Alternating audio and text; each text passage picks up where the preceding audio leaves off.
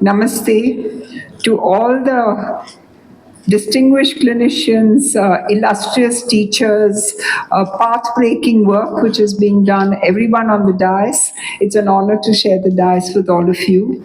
For all the wonderful doctors and supporting staff in the audience, thank you for being part of this amazing conference.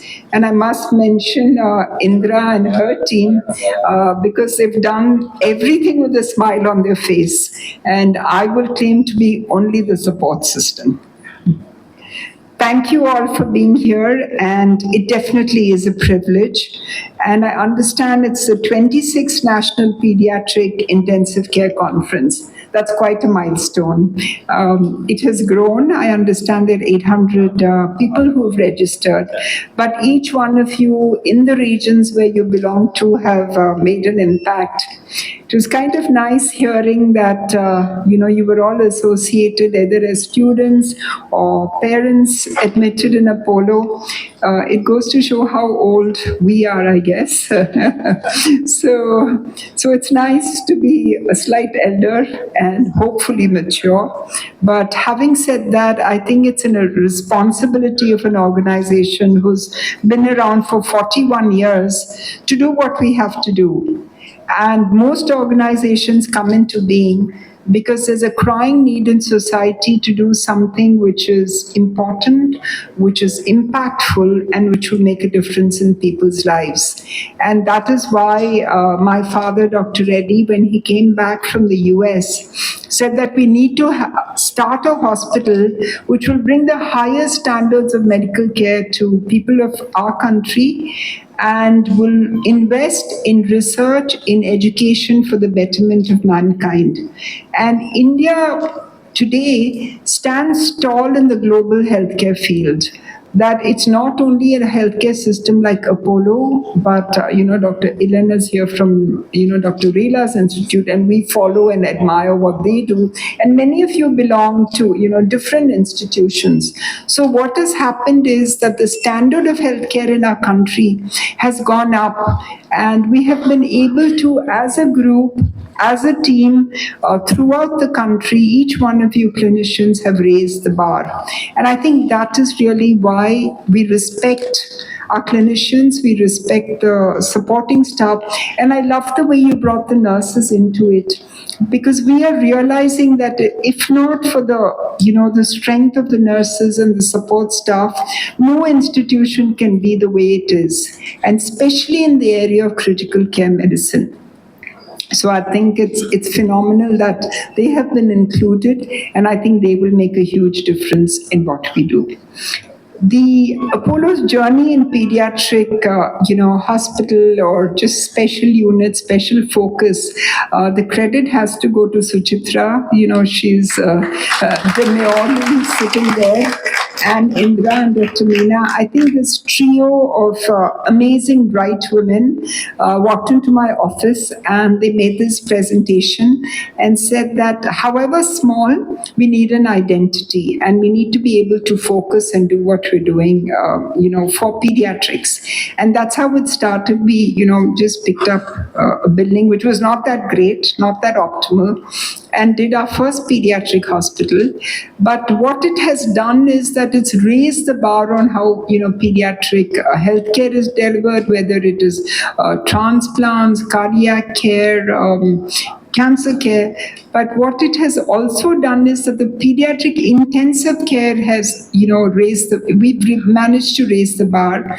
And if we are part of this amazing conference, which is focusing on pediatric critical care, I think the journey has been amazing. And I have to thank each one of you clinicians on the dais, off the dais, for really contributing to make this a better place for pediatricians. I mean, for children who come to us. But the responsibility of leadership does not just stop with what we do on a daily basis. We have to think beyond our boundaries. We have to think, how can we take this level of critical care, high-end care to each one of the children who come to us. And that's why when doctor made a comment on how expensive it was, I think quality, there is a cost to quality, there is a cost to be paid for infrastructure, for salaries, so on and so forth. But having said that, today we have answers.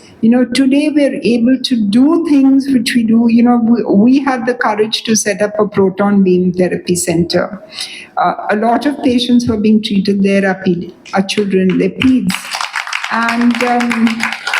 And we find ways and means to, for those who can't afford, the foundation pays for it. People contribute. It's being done. There is crowdfunding for children, and that's doing extremely well within our network and outside our network. So that's a good thing.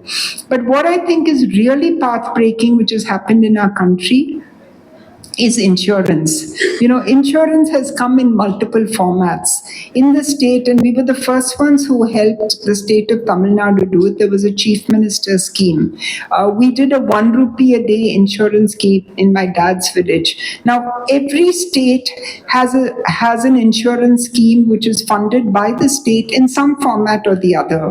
And today, the government of India has also got a scheme for people, and we should not be afraid of it, because Ayushman Bharat, most institutions do some amount of that work, while the standard in the government institutions has gone up tremendously, that we don't really have to worry about quality and standard of care and so on and so forth. So I think that has been path breaking, that we have been able to make healthcare accessible to a lot many more people than they were even 15-20 years ago. So I think that has made a huge difference.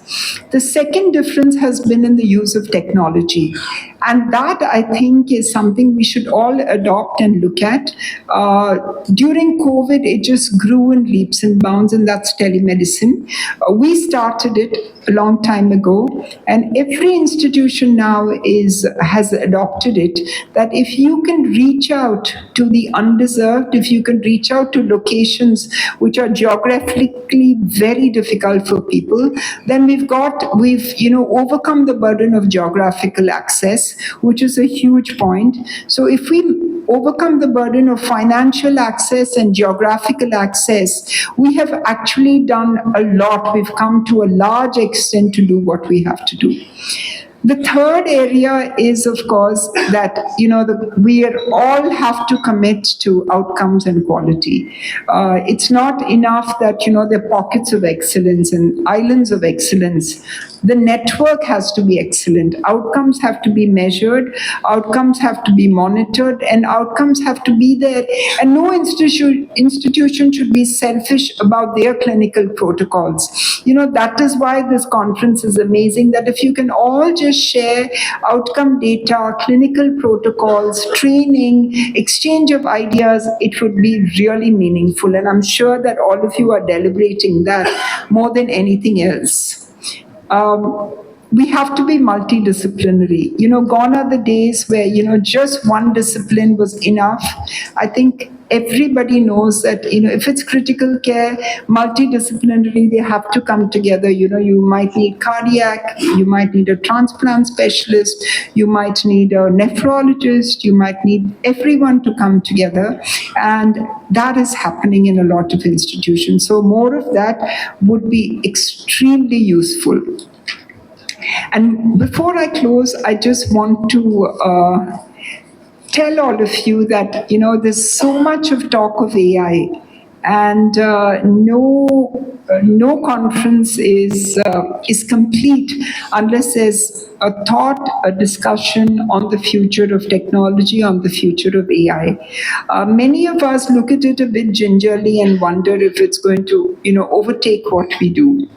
I think we will have to use it as a co-pilot. We will have to use AI to navigate, but the point of high tech will never take over high touch. And all of you sitting in this audience are the ones who have the steering wheel. You hold it in your hands, and you are the proponents of high touch. So if anybody is talking about AI taking over what the clinicians do, of what the healthcare people do, I don't think it will happen. We will just be quicker, better, faster, more focused, and our outcomes will serve not only patients, children in our country, but the rest of mankind for the future. So thank you all for the invitation. God bless and Jai Hind.